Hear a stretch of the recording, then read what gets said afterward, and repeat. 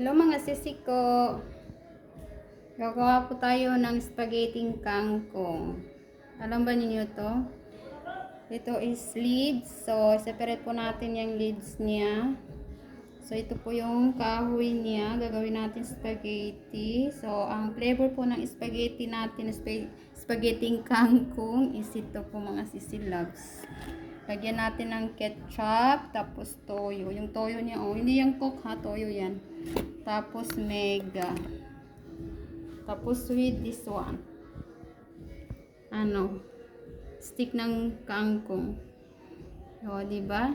Yan ako magluto mga sisla. Favorite ko nung high school ako ang to. Pero hindi ko siya nilagyan ng sardinas. Ketchup saka lang, toyo nilalagay ko dito pag niluluto ko mga sisilabs ito.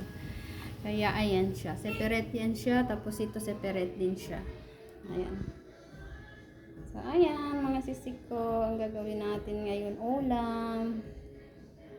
Ulam natin today. Yung gabi. Kangkong. Ayan. So ipapakita ko sa inyo yung pagka maluto na siya. Ayan.